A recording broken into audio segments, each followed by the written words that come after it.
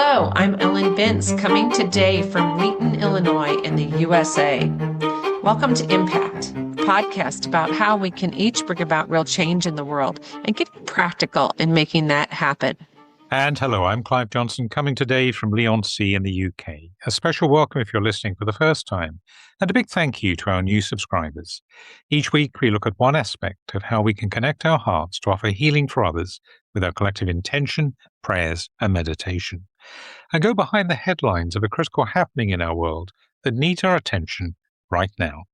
In today's episode, we're taking one of these regular deep dives to more fully understand and tune in with something many of us may know only a little about and see where we might hone in with our prayers and intentions. And as we record, it's January 21st, 2026. I found out today I was actually taking part in an event this morning here in the UK called Quiet Garden, which is a nice event, a meditation event. People open their, in this case, a Zoom garden, which is, we have people there from Jerusalem and Finland and various other places.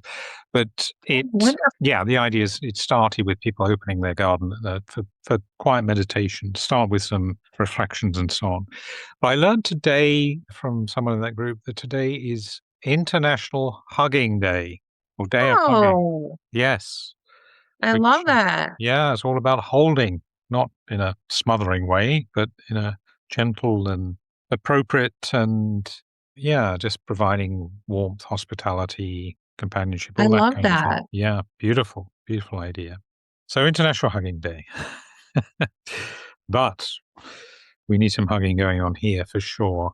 2 weeks on now from the shooting of 37-year-old mother of three, Renee Good, by an ICE officer in Minneapolis.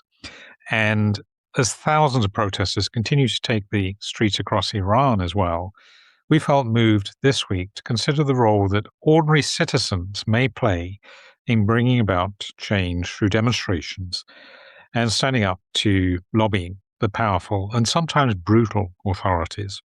And in particular, in a week in which Martin Luther King Jr. Day is commemorated, I think it's called MLK Day normally, isn't it?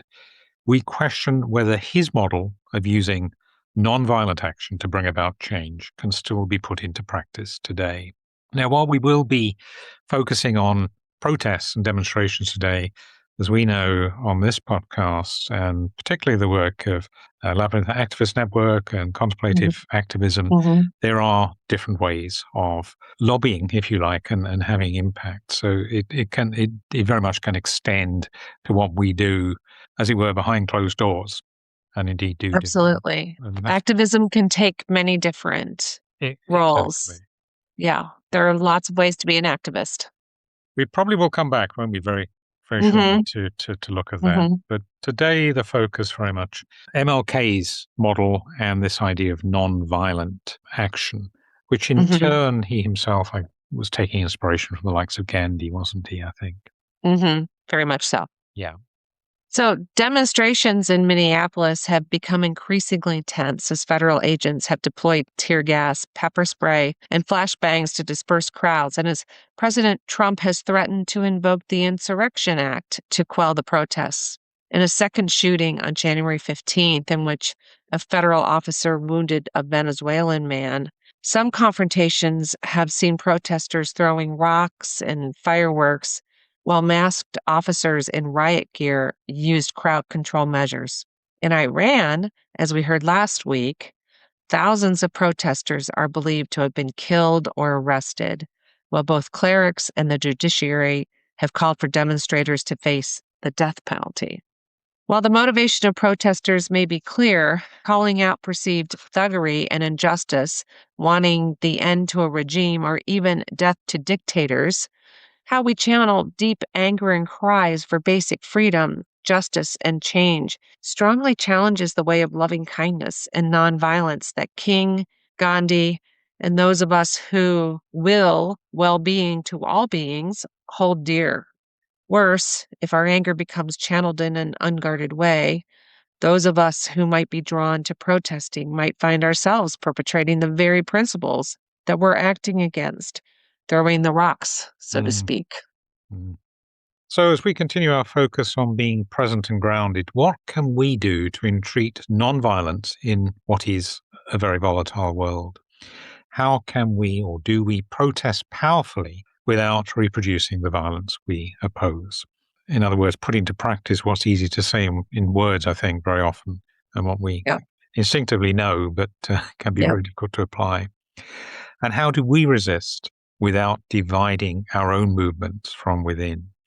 These are the questions we are reflecting on today, taking MLK's example as our guide, and also drawing on reflections Ellen wrote on this very subject in her Sacred Feminist blog to mark Martin Luther King Jr. Day. That was 11 years ago you wrote. Amazing. I know. Martin Luther King Jr. and his contemporaries wrestled with these questions intensely. Their nonviolence movement of the 1960s emerged not from weakness or passivity, but had strategic sophistication and moral clarity. Yet his teachings have often become distorted or even forgotten by modern protest movements, failing to properly appreciate this model for transformative change. So, what did King himself both advocate and put into practice? That's the key. Firstly, he rejected passivity and complacency. Rather, he positioned nonviolent direct action as a middle path between doing nothingism and going ballistic, neither accepting abuse nor returning it with destructive force.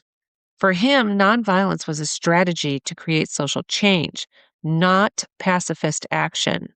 This deliberate structure approach had 4 key components. First, information gathering to gain a deep and informed understanding of systemic injustice. Second, negotiation, in which good faith dialogue with the oppressors and reform were attempted. 3, self-purification, ensuring internal alignment and discipline within the movement. And 4, direct action, using public protest or civil disobedience while having a willingness to accept the consequences. All very hard things to do. They are. But clearly Easy to read. Easy to read. Yeah. And easy, I guess, in some ways to start off with. Certainly my experience, it can usually be quite easy to take the first step sometimes, but to keep it going, see it through, stick to the principles and not get distracted. And with a clear strategy like this, which is quite substantial in terms of its approach. It was nothing less than miraculous that the civil rights movement that he led stayed nonviolent. Especially, I hope we can appreciate that now when we see what happens so often in the attempts to make change. They often get violent or disintegrate. It was, I don't know if we appreciate how miraculous that was in the face of, all the abuse, the dogs, having children sprayed with hoses like they were, and to remain nonviolent was amazing. Absolutely extraordinary. So this approach suggests that to be effective, nonviolent movements require discipline and internal coherence. They may take time to organize and become aligned. That's a word we often focus on, isn't it? Movements that skip steps and rush to action without information or negotiation, or that become internally divided or allow inconsistent or harmful messaging to come to the fore, undermine their own effectiveness. King believed in what he called a moral universe and in the redemptive power of suffering. That is, by breaking unjust laws and accepting consequences, nonviolent activists can expose injustice and, in his words, stir the conscience of the society to amend its ways. This is why he emphasized appealing to conscience over coercion. Goal is not to defeat opponents, but to create conditions for their moral transformation. At the same time, a protest movement needs to act to protect its own moral integrity. Shouting "death to the dictator" while voicing what many may actually desire satisfies neither the loving-kindness principle nor can appeal to the higher conscience of the oppressor such sentiment is directed towards. Rather, it provokes and may lead to further oppression and a closing of ears. Yeah. Again, this is hard, isn't it? This is hard stuff. Yes. But Yes. I guess we know in our minds and probably in our hearts that it's true, but sticking with it is hard.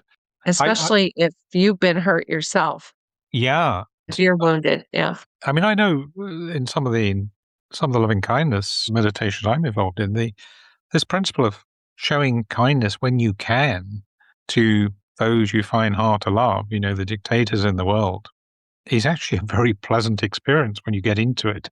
This choir garden, we were talking this morning, President Trump is arriving in Davos today, and it may not be particularly prominent in the news in the US at the moment. Here in Europe, there's, I think, probably some of the most volatile, uneasy international relations with the US they've been for years.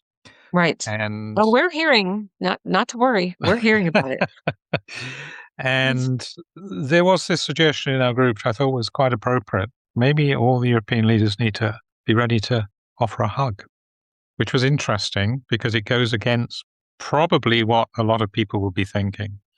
But, show compassion as well as make your own point clear and your own position, but show compassion. Getting those two together is well, it's something we don't see a lot of, I think. Well, and keeping in mind what is the highest good. And Exactly. what came in my mind is I'm not sure of the effect that would have on President Trump, but it probably would have a very good effect on the European leaders and their coherence and how they will face the rest of the day. Yes. Yes. We can only appeal to conscience at the end of the day. Yes. Someone's conscience, they have the free will to choose to stick with their hard line or whatever. Yes. But appealing to the conscience at this deeper level, I think, cuts through a lot of the narratives and the positioning and the bravado and all that kind of thing, really. So We can hope. Yes. in my view, it's got to be worth a try. It's worth a try. Yes. So some well-organized modern movements like Black Lives Matter have adapted King's framework, emphasizing self-love and focusing on marginalized communities rather than appealing for sympathy or demanding love for oppressors. And yet, even Black Lives Matter had some fracturing within, it wasn't quite Dr. King's vision. There were some problems with that movement, unfortunately, because their intention was great.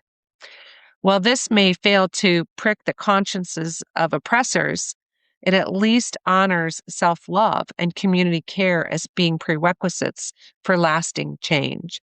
The change that happens when we hold intention, appealing to the conscience of another, isn't what's directly willed for in such approach. Rather, judgment, condemnation, and often a quest for retribution are what we get asked for. Some say that when oppressive regimes are shameless, appeals to the consciences of their leaders are bound to fail.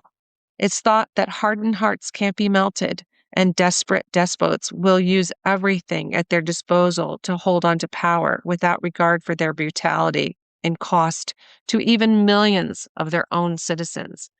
And we don't believe that fits well with the power of collective conscience to influence change, nor another important aspect of intention holding that we believe may be key, that we can appeal to the higher consciences of another being, even if it's left for them to choose how they respond. Mm-hmm. It's a tough one.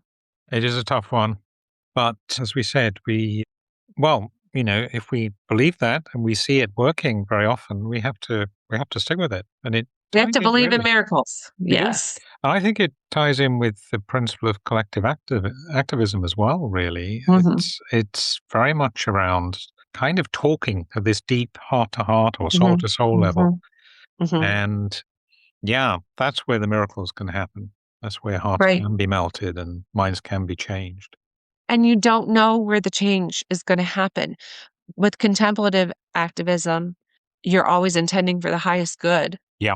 Yeah. And sometimes that outcome isn't what we think it will be. No, it isn't. So you have to stay open to what transpires. Exactly. And as we've reflected on before, in the case of let's call it the strategy, the national security strategy for the US, for example, whilst Trump is the cheerleader, essentially, the one that is taking the executive decisions and for sure believes it, he's not the author, as far as we can see.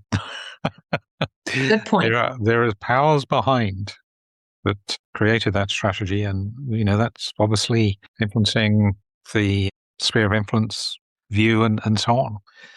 So he as an individual potentially can be changed at that level. It potentially can be appealed to. But there's work to be done there.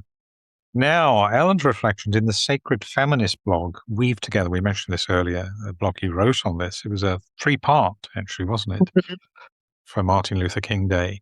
Weave together these themes taught by him in what she believes provide an excellent template for feminist action. Well, not just feminist action, any action. I believe he set the template. He used it for racism, yes. But I believe he gave us a template for any kind of change. And I am a deep follower of MLK, and I do believe he's one of my teachers in my life and is often close to me. And yeah, I have a huge appreciation for what he accomplished, though not perfect, as we know. And I love that about him. As I said in the blog, that's one of the things that makes what he did so powerful. A, he wasn't an elected official, and B, he had his faults. Yes, and I think that's empowering to all of us. That was quite an eye opener to me, because I hadn't really appreciated that. And you looked at the whole man, hadn't you, really, and his background, his biography, and a lot there that certainly perhaps the likes of me wouldn't know.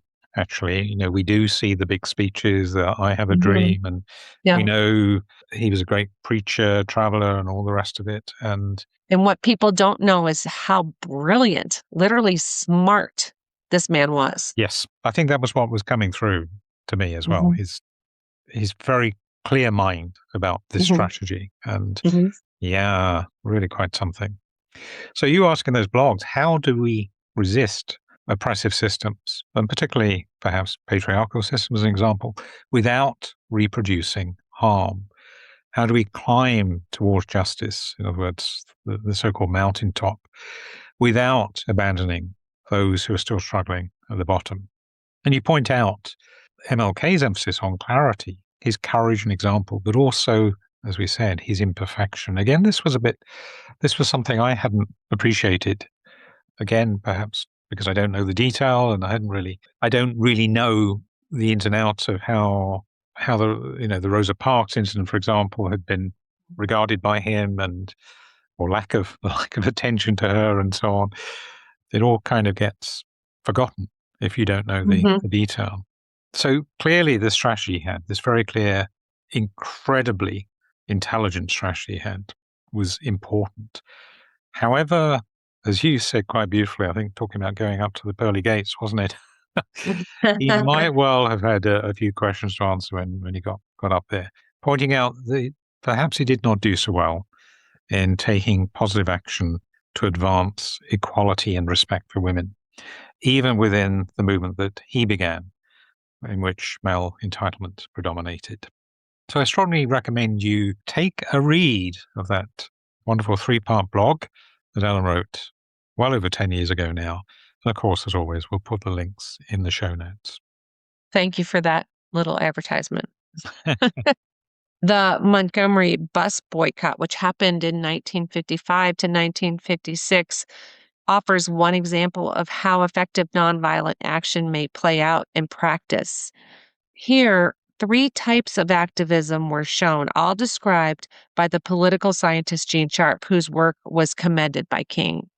These drew on the powers that oppressed populations possess, withholding economically, such as through consumer boycotts and tax resistance. So this was not going on the buses. Yep. All the people who traveled by bus, they had to walk. It was a huge inconvenience. It was so hard, but they did it. And withdrawing their labor through strikes, walkouts, and slowdowns. This was especially effective during the sanitation workers' strike that King led after the bus strike. and withdrawing from institutions through resignations, refusing to participate in what state authorities demand. Following Renee Good's death, examples of this is being modeled, including Minnesota Governor Tim Walz issuing a warning order to the Minnesota National Guard and demanding that ICE operations cease, and the Twin Cities of Minneapolis and St. Paul filing lawsuits against the Trump administration as they seek to halt a surge in ICE presence in their cities. In Iran, such action includes the courageous signing of a statement by 210 Iranian lawyers condemning the crackdown as international crimes while risking their own safety in doing so. Yeah. That was such a courageous act. Oh, my goodness. Absolutely. That's quite incredible, really. Mm-hmm. Nonviolent campaigns may also deploy so-called dilemma actions, that is, staging creative protests that make regimes look foolish or force them into impossible positions. Various studies have shown that campaigns that use this tactic increase success rates by between 11 and 16%. Such approaches may help generate sympathetic media coverage, influencing the narrative that may move citizens who sit on the fence with their views to align with the protesters' cause, and delegitimizing those who continue to peddle false narratives and blame the demonstrators or those they advocate for. Here is perhaps one advantage, perhaps, of social media, people being able to post their own videos and images. The widespread sharing on social media of video footage showing that terrible shooting in Minneapolis on 7th of January is likely to have caused many who otherwise might have trusted every word that their political heroes or whatever news channel they tune into might have put to them. Might have caused a few of those at least to have pause on that. Well, I'm seeing with my own eyes something here. Yes, I hope so. And yet they're still twisting it. Yeah, I guess they're calling it AI or whatever on the end. Yes. Dear, oh dear. King used shaming racist bigots as a strategy, for example, in his letter from Birmingham jail, which held up a mirror to white moderates' betrayal of stated principles. This works in some contexts, but shame-based messaging can alienate potential allies. And an over-reliance on guilt may produce a backlash, not transformation. Actually, the British Prime Minister Keir Starmer has used I won't call it shaming, but let's call it pointing out a change of view position to something Trump put on his social media platform about a leasing of the Chagos Islands. There's a military base, and he put out over the weekend something along, our stupid ally, the UK, has given away, makes it even more clear why. And I think quite diplomatically, Starmer came back and said, well, yes, but we go back to when this all happened, when this treaty was agreed. You and your Secretary of State at the time said this. I love that. That's just the facts. That's the facts. Just the facts. It can, just presenting the facts can cause a bit of embarrassment, and perhaps causing a bit of embarrassment causes people who might rush to make such statements to think again next time round. Otherwise, the more they do it, the more foolish they become.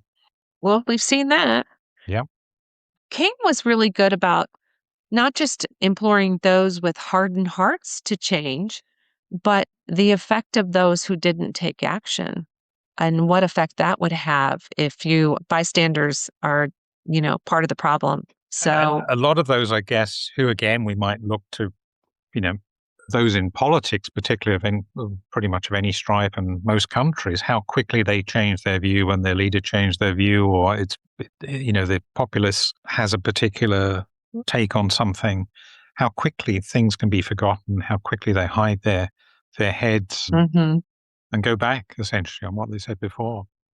So, research by linguists and psychologists shows that hope-based messaging is more persuasive than shame-based approaches, which I think we know intuitively. Effective messages still acknowledge suffering, but at the same time show what's possible if action succeeds. Individual stories rather than generalized problems matter here. For example, profiling a formerly incarcerated person rebuilding their life, not just someone in jail. or telling the story of a refugee building a business, not just of the suffering of immigrants. This is another approach that chimes well with how we may find our own heartstrings being pulled and may find ourselves better able to relate to those we hold intention for on this podcast. Mm-hmm. Another intention holding principle matters in the case of nonviolent protests too. Keeping demands clear and specific. This can be seen in what happened following George Floyd's murder when initial nonviolent protests under a clear message garnered sympathetic media coverage showing police overreach and militarization. However, when property destruction began to occur, media narratives shifted from justice for police violence to crime and disorder, undermining the movement's goals and deflating its momentum. That is for sure. King used repetition to maintain his consistent messages, making this memorable in a way that resonated with people's consciences. Most of us still feel moved hearing his emotive words, "I have a dream," and "if you can't fly, run." There was nothing vague, dehumanizing, or divisive in such rhetoric. No. So important. So important. Absolutely. Yeah, absolutely. It is quite something when reflecting on a lot of the principles we have in intention holding really do seem to jive so well with what he taught. Clarity, Right. being specific, appealing to the conscience, all these things. Yeah. Yeah. Right. Now, That's why we do it, right? That's why we do it, exactly. Yeah. Nonviolence is particularly powerful when state violence is visible, creating a stark, sympathetic narrative that resonates with public opinion. And I think we can see when you were talking through describing the Montgomery bus protest and people having to walk, and that just that image in my mind, such a powerful statement there.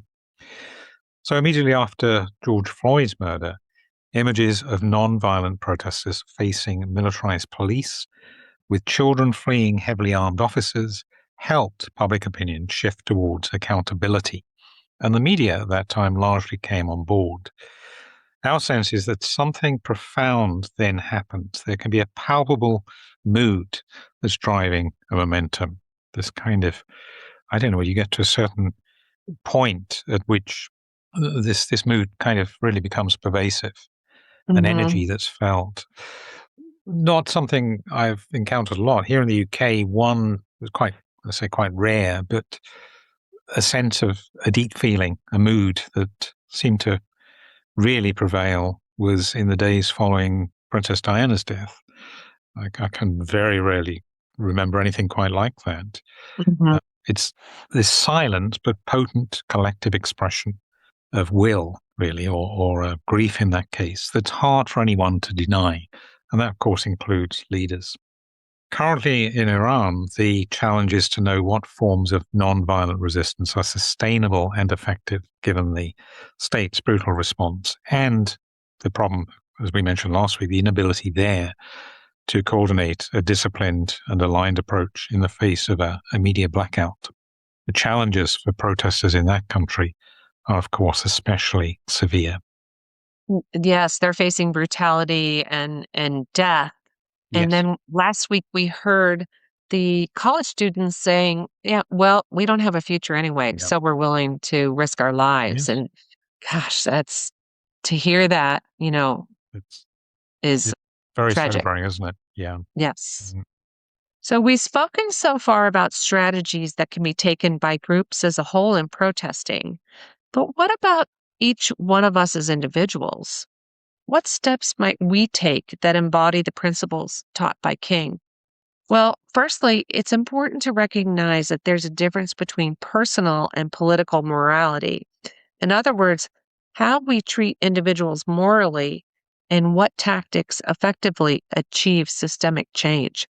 This means choosing to join protest movements that align with our morality, but that also adopt strategies that are in line with nonviolent principles.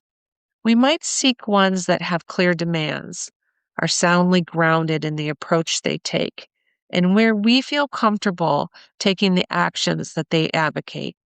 Are we ready to boycott, strike, risk our jobs, or opt out of social circles we're in that don't align with the movement's aims?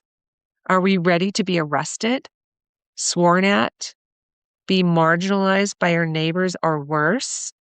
These may be serious questions that we need to ask ourselves. And this is a point that I also talk about with Dr. King and his other helpers. He had rocks thrown through his house, his children were threatened, the courage to keep going. He knew that he was going to be assassinated the night that he gave that speech. He knew that was coming.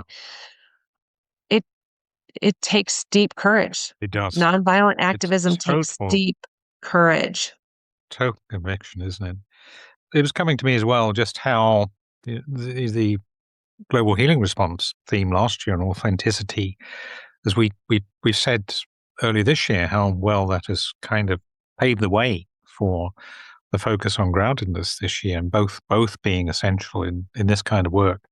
But here, and seeing that with his example, as you described, you have to be truly in touch with your authentic self. Yes. Ready to act almost, absolutely to the point of death. As we said, that's the case with those students in Iran. It was the case with him, as you just described. It's non-negotiable. And clarity in your act. You have to have complete clarity of what your motivation is. Yeah. And I think one good litmus test too in taking up a cause or doing some of these things is, how will I feel if I don't? How will that weigh on my soul if I don't do anything? Very good test, as you say. Yeah. We might ask, what commitment are we ready to make to build community care in our activism, including supporting the material needs of others, such as their childcare, food and safety, in the way that many across the US have already done to assist immigrants and people of non-white ethnicity who feel terrified even to venturing out onto the streets, or who are being discriminated against in their workplaces, schools, and other places where they have a right to feel safe. Perhaps more importantly, we might ask ourselves, are we able and ready to model the world we want, including demonstrating loving kindness when we feel angered by injustice to our core? Can we be sure that we won't resort to throwing rocks and lighting fireworks? All of this means finding our role and knowing which protests are most important for us to focus our attention on. We might remember that not everyone need to be a frontline protester. Some are organizers, communicators, caregivers, and strategists. And of course, again, we might mention contemplative activism here as being very important. Indeed, there are those of us who do want to hold space for others, whether or not we're out marching, online, or we're acting in the silence of our rooms. And as we say every week, I lead the Labyrinth Activist Network, Zoom calls once a month, and other activities. And so many times we hear people say, I wanted to do something and I didn't know what to do. I'm not a person who has the courage to go out in the streets, but I can do this and join forces with people all over the world to do contemplative activism and sacred activism. I highly recommend Andrew Harvey's book, The Hope, which is about sacred activism. So to close, we suggest that if you're up for engaging with nonviolent protest, you might like to honestly reflect on 5 essential questions. What does nonviolence mean to you personally? Not only as moral purity, but as a strategic choice. Where do you have power to withdraw your cooperation? What systems that you're a part of and where you have influence to exercise your voice depend on your compliance? That's a good one, isn't it? What alternative world are you or will you build? What role calls to you? And which protests and messages to stand behind? And finally, how will you sustain hope in volatile times?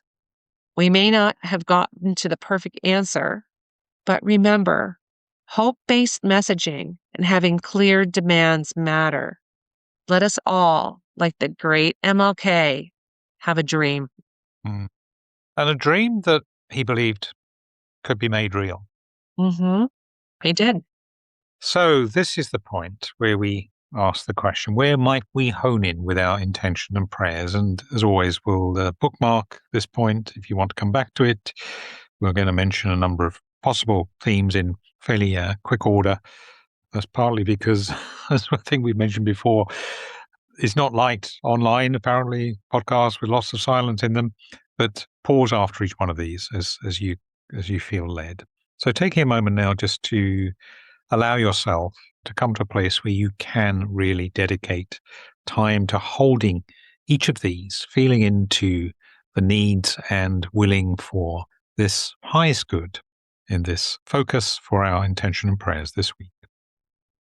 We will for wisdom for those protesting in Minneapolis and across the USA in the wake of the Rene Good shooting, to know how to engage the non-violent strategy proposed by Martin Luther King Jr. or an appropriate adaptation of it, to become and remain internally aligned and to resist actions that might undermine the movement. We ask for similar wisdom for those protesting in Iran. We ask the protesters will be guided to know how to respond to the challenge of knowing what forms of nonviolent resistance are sustainable and effective, given the state's response and difficulty of coordinating a disciplined and aligned approach in the face of a media blackout. We resolve to model the world we want, including demonstrating loving kindness when we feel angered by injustice to our core. We pray for wisdom to know what role is right for us to play, to be most effective when we feel led to protest. We ask for courage and wisdom to know when and how to call out messaging, misalignment, and conflicts with the principles of nonviolence that may undermine the effectiveness and integrity of group protest movements of which we are or may become a part.